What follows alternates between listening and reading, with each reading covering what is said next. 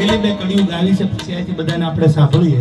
પણ એ પહેલા મને ફરમાઈશ હતી ઘણા ડાયરામાં કહું છું, તમે કોઈક દી પાટણ જાઓ તો પાટણને અણહિલપુર પાટણ કીધું છે.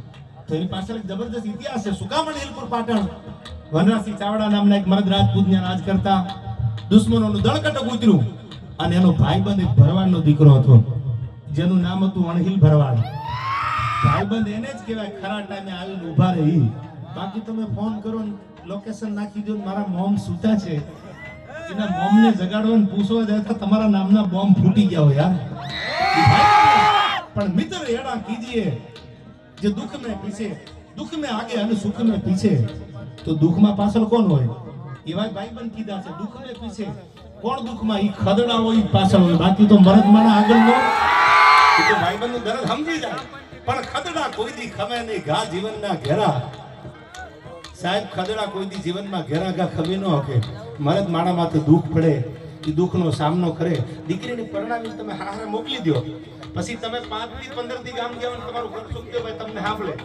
આ દેશની એક એક દીકરી એક એક વરણી પરણીને હારે જાય, બધું પોતાનું મૂકી અને વહી જાય ને કોઈ દી વળાકો નથી કર્યો. અટાણે સમય પ્રમાણે આ બધા ડિવોર્સ ની બધું એકચ્યુઅલી થતું હોય છે. પણ એ જમાનામાં તમે જોવો, દીકરી પરણીને જાય પછી ગમે એટલા દુઃખ પડે તો દીકરી પાછી આવે ને. પોતાના બાપની હરમ હતી, પોતાના પરિવારની હતી કે ઠપકો સહન કરી લઉં, મેળા સહન કરી લઉં. પણ હું જો બાપના ઘરે પાછી જાય ને તો દુનિયા વાતું કરે કે આની દીકરીએ ઘરનો બાંધ્યો, આવી હરમ હતી. હરમમાં ને હરમમાં પોતાની જિંદગી આખી દીકરીઓ મેસાર કરી નાખતી હતી. અને આવી દીકરીઓ જ્યારે પરણીને જાય ત્યારે કોઈને સૌરાષ્ટ્રની રસદાર આપો, એને ગીતાજી આપો. આના જે પઠન કરે એના દીકરા જન્મે.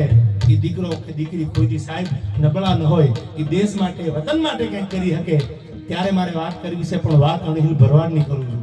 વનરાજસિંહ ચાવડાના પાટણ ઉપર ચડાઈ કરવા માટે દુષ્ટ મંગળ ફૌજ ઉતરી. તેથી એક નહીં, બે નહીં, 500 ભરવાડું ભેળા કરી અને એ અણહિલ ભરવાડ પાટણ આવે છે.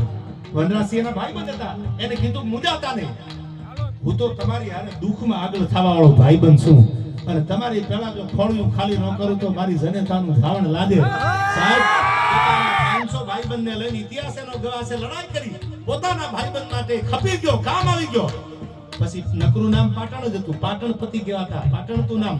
અને પોતાની ભાઈબંધની યાદમાં, અણહિલ ભરવાડની યાદમાં પાટણ પતિ, પાટણ મહારાજા એને એમ કીધું કે આજ પછી આ પાટણ મારા ભાઈબંધના નામથી ઓળખાશે. મારા માટે જેને ખોળિયું ખાલી કરી દીધું, કયું પાટણ? તો કે મારો ભાઈબંધ ખોળિયું ખાલી કર્યું, અણહિલપુર પાટણ મારા ભાઈબંધે જીવ દઈ દીધો, તો હવે એનું નામ આગળ લાગવું પડે. આજે તમે કહો કયું પાટણ? તો કે અણહિલપુર પાટણ. આવી ભાઈબંધી.